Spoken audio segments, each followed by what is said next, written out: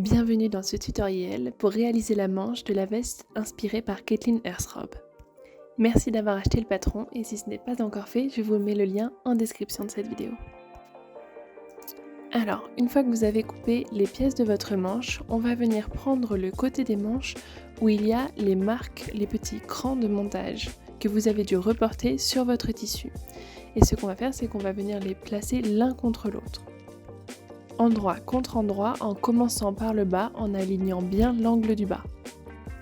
On commence par ce côté-ci parce qu'une fois que vous aurez mis les crans les uns contre les autres, vous rencontrerez peut-être un petit peu d'embut, donc on va venir le résorber en épinglant bien tout le tissu et en tirant légèrement lorsque vous passerez à la machine à coudre. Une fois que tout est bien épinglé, vous pouvez passer à la machine, couture à 1 cm.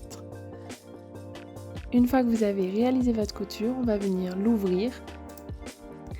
Et si votre tissu ne supporte pas la chaleur, vous pouvez l'ouvrir à l'aide de votre doigt, comme je suis en train de vous le montrer.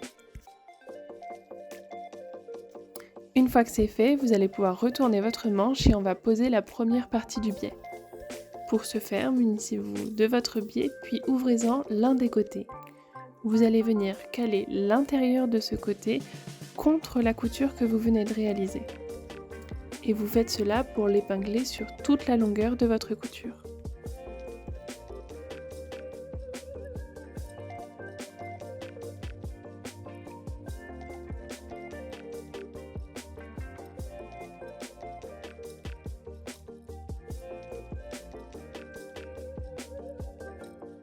Une fois que c'est fait, vous allez pouvoir venir piquer à 0,2 cm du bord à l'aide de votre machine.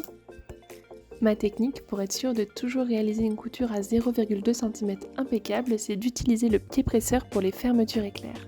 Il vous suffit de mettre le côté de votre tissu contre ce côté du pied presseur et de piquer. Une fois que c'est fait, on retire l'excédent de biais. Vous pouvez retourner votre pièce afin de vérifier que la couture est bien de part et d'autre de la couture initiale de la manche. Ensuite, on va venir assembler l'autre côté de la manche. Cette fois-ci, il n'y a pas de cran de montage, tout doit s'imbriquer parfaitement. Et comme précédemment, vous venez piquer à la machine à 1 cm du bord. Une fois fait, à nouveau, nous allons venir ouvrir la couture. Et à nouveau, vous pouvez utiliser la technique du doigt pour les tissus qui ne supportent pas la chaleur du fer à repasser. Lorsque c'est fait, vous allez venir retourner votre manche et on va poser le biais. Là, vous utilisez la même technique que sur l'autre côté, vous ouvrez l'un des côtés du biais et vous le calez contre la couture que vous venez de réaliser. Une fois que vous avez complètement épinglé votre biais sur votre manche, vous devez à nouveau retourner la manche afin d'avoir, lorsque vous êtes devant la machine, le biais sous le pied presseur mais la partie envers de votre tissu face à vous. De là, vous allez devoir avancer par tranche de couture afin de toujours bien retirer le tissu et de vous créer un espace suffisant pour faire la couture.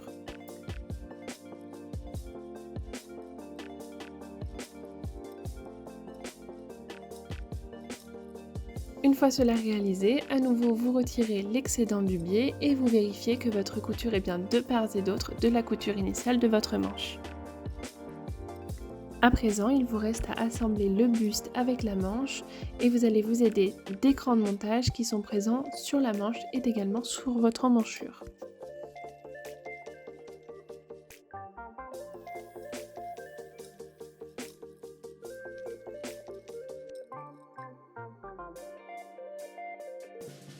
Pour la partie dos de la manche, c'est la couture qui sert de repère de montage. Positionnez le buste sur son envers et glissez la manche toujours à l'endroit à l'intérieur, puis il vous suffit de venir épingler cran contre cran tout le tour de votre manche. Il est fort probable que vous rencontriez de l'embut, c'est-à-dire un surplus au niveau de la tête de manche. Pour le résorber, je vous conseille de mettre autant d'épingles que vous en avez besoin et bien sûr de prendre votre temps lorsque vous serez devant la machine.